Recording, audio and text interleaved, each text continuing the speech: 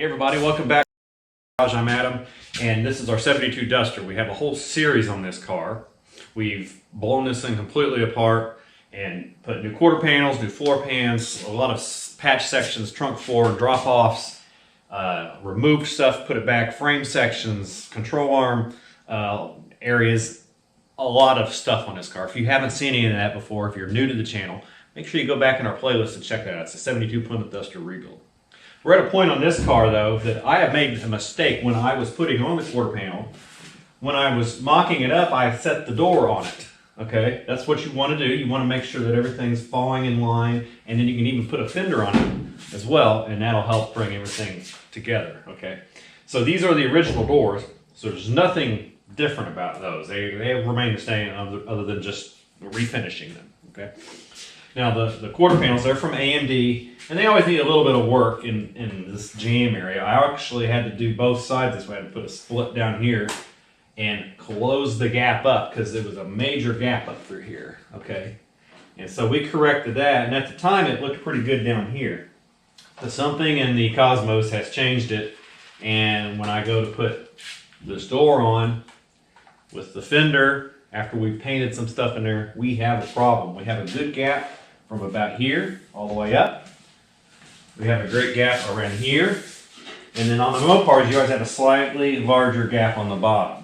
You don't really see it typically because, one, this car is setting up really high and it's usually down close to the ground. So you usually don't see that gap, but it is even across there if you notice until you get to about here. Now I have a line marked right here, and we'll show you that up close. And that line designates where the area, the gap needs to be adjusted. Our door is touching right here in this corner. Like I can't even put a fingernail in there. It's almost sitting on top of it, but it's kind of in there at the same time. This line marks where we need to cut.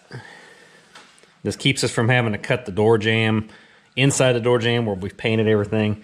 It puts it right back out here, and then we have a cross piece that cuts over here that we'll have to do so that it allows it to flex, okay? Now, if you see it well enough, the line is normal. It's just marker. The line's pretty normal, and then it starts to widen until we get down to there. If you look at the door gap, it's almost in reverse to that. It's wider here, and it narrows down. So what the premise is that we need to take this black line, and we need to take our cutting wheel and cut that exactly. Cut all the black out. You'll have a wider gap here. It'll be a narrower gap there. When we cut across here, it'll allow it to flex a little bit, and we can push it back and then re-weld it to this part of the quarter panel, thus opening up this gap right here. So in theory, it's very simple. If you're clean with your work, it should be fairly simple to get that back to where it needs to be. One thing that we do want to remember ahead of time is being able to access the back part of the panel to rust proof it, because there's going to be hot weld there. It's going to burn off some paint, and you're going to have exposed raw steel. So we don't have any door panels or anything on there yet, but we do want to make it to where we can spray something back in there and coat that so it doesn't corrode.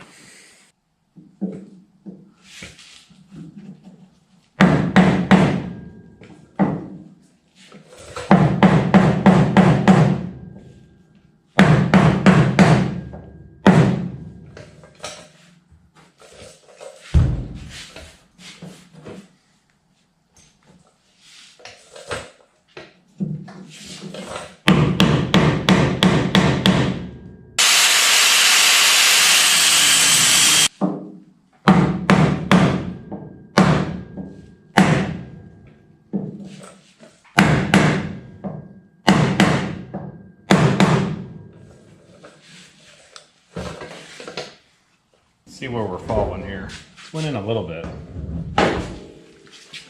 All right, so we've improved the gap by about 1/8 of an inch. It's not touching anymore. I can actually see quite a bit of light and other, like our tape. I can see our tape through there. So we're doing pretty good there. It's improved it down to about here now. So instead of it being up here and narrow, it's actually looks good until about this body line right here. So we'll work on it a little bit further. Went up to a little bit bigger hammer. Hopefully we won't have to cut too much further in this way. It's not a big deal if we do, because some of it's going to have to get repaired anyways, and it's just another inch or so. But we'll see what we can get away with.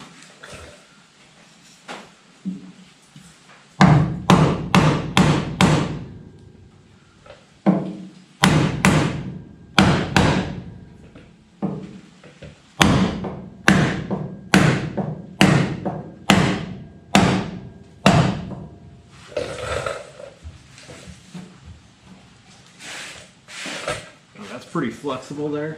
It's a good thing.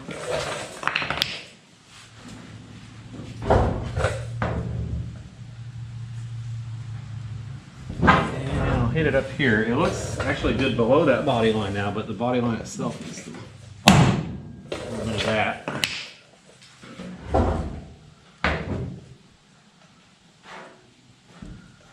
And where it's already, there we go. If we hold this and push it over like that, it's got a little bit of springiness to it. I can actually get the gap perfect right there. So I think what I'll do, we have that wider gap down here at the bottom. It narrows down. Remember we had to shave it back a little bit up to about here. I can bring it over here, tack weld it into place, and then take our cutting wheel and open this up just a little bit so that we have enough of the gap in there so the weld can get between them. Right now it's touching right here. So we want to open that up to where we have a little bit of air go through there. That way it gets a good weld when we go to tack it together. And we should be good. So I'm going to get the welder fired up. We'll tack this after we kind of push it over there like that. Tack it, and we can let go of it. Cut this, bring it all together, and start tacking that back into place.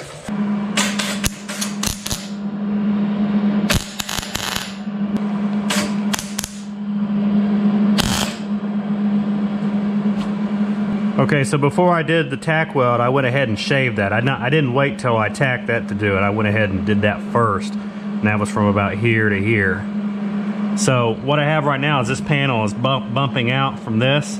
So I want to try to move it back into place like that and tack it. I like to do it where this body line is. That's where it's strongest. So where this body line comes through to this one, I want to push that in and hold it where it's flush with this and then tack it there.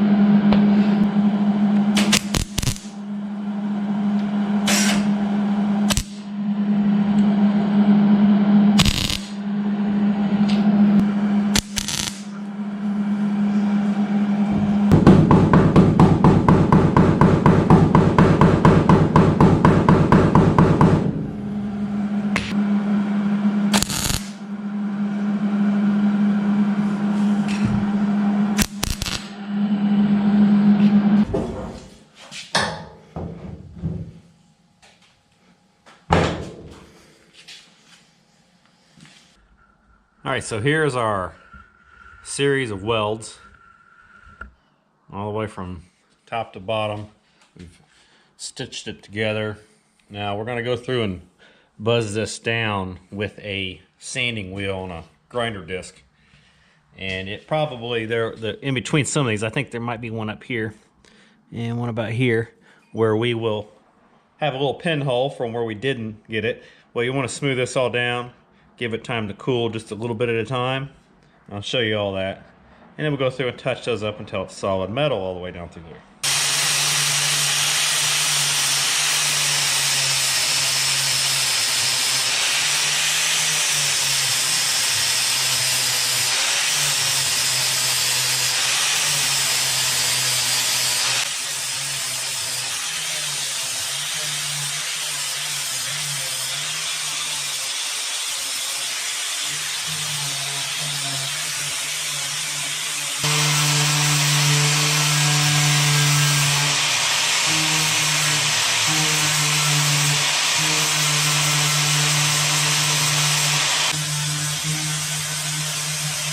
Now is a great time to like and subscribe.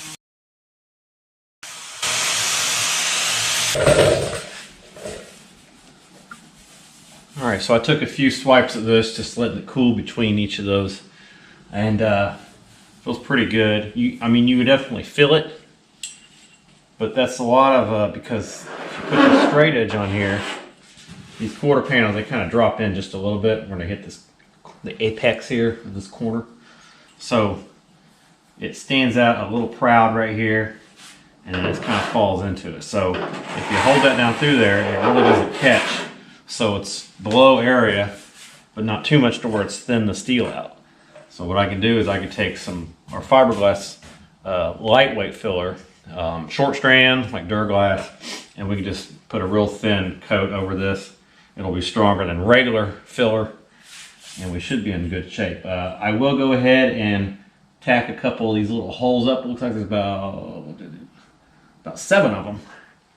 Tack those up. We'll hit it again real quick. You gotta be careful with those sanding wheels because they can take a wider swath than you are thinking.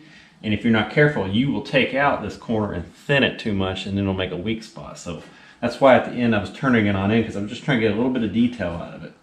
So again, using a straight edge, a nice straight edge like this ruler, and you can see if you put it back here and let it ride this area, kind of like a block, you can see really good.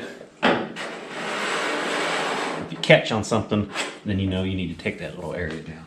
So we're really good there. Like I said, I'll touch it up. This little area here where we had some fiberglass where we had smoothed all this out, I'll have to take me a little file and just kind of work that out. There's a little crack right here. You want to knock that back out, dig it out like a V, and then we will be able to refill that after we sand it and just blend it all back in. And then we can get the body work on the rest of this. If you're curious about the doors, we did not have a video yet on the doors. Had a little bit of a technical issue on filming that. It really wasn't the best anyways, but I will try to post what I do have, and I'll offer some advice of the best way to do it. But I tried to do the door install in a way that many people are doing it piece by piece, or piecing in, like you're working on the car like out in your driveway or something, not so much in a restoration mode. But we'll cover that in that video.